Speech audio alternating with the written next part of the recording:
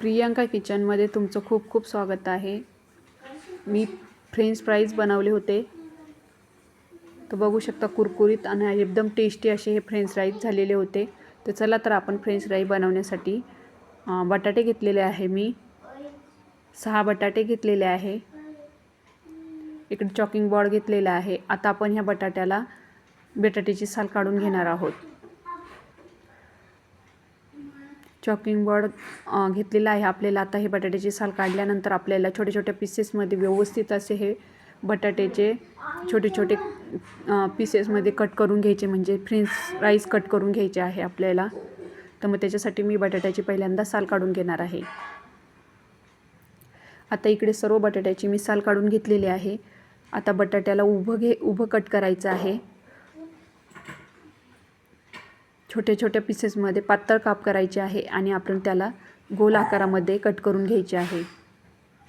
बटाटा उभा धरायचा आहे आणि त्याला बारीक कट करून घ्यायचे आहे.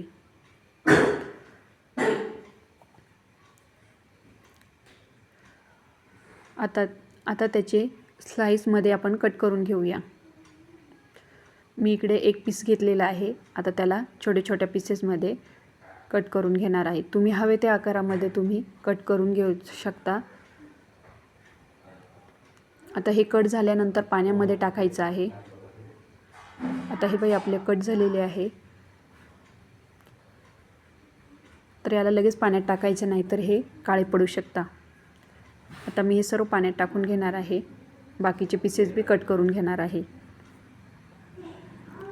इकडे परत मी बटाटा घेतला आहे. त्याला परत एकदा छोट्या छोट्या पीसेसमध्ये कट करून घेणार आहे.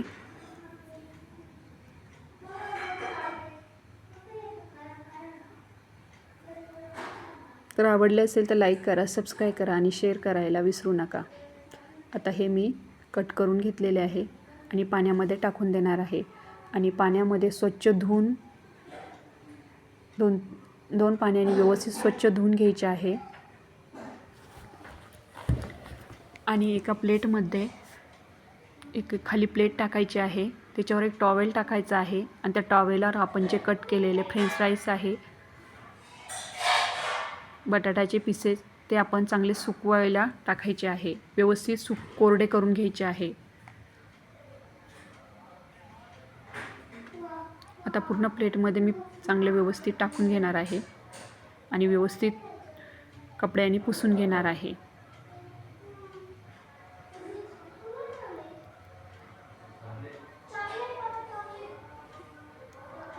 आता वरून कपड्याच्या साहाय्याने मी त्याला व्यवस्थित पुसून घेणार आहे. हळूहळू प्रेस करायचं आहे.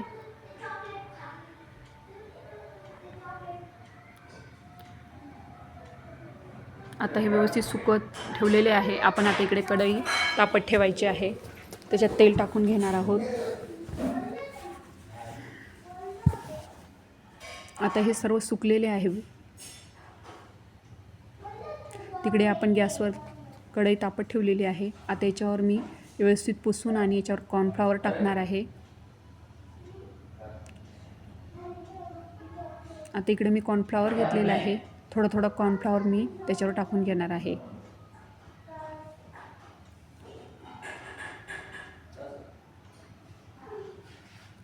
आणि हाताच्या साहाय्याने मिक्स करून घेणार आहे.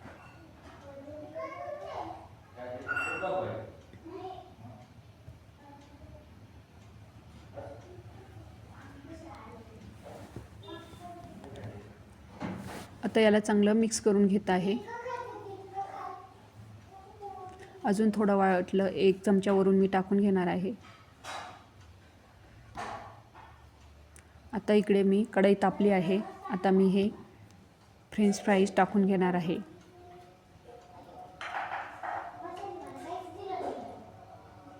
तर मी थोडे चेक करून बघितलेले आहे.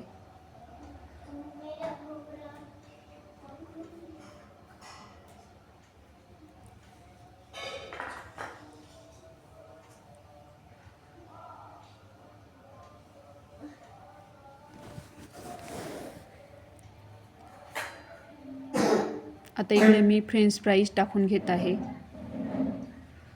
थोडे थोडे टाकायचे आहे.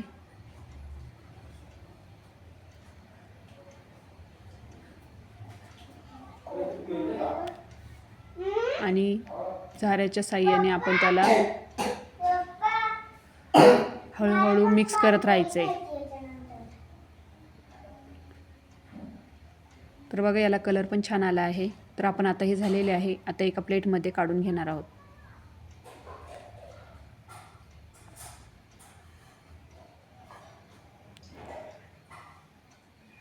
परत एकदा मी टाकून घेणार आहे.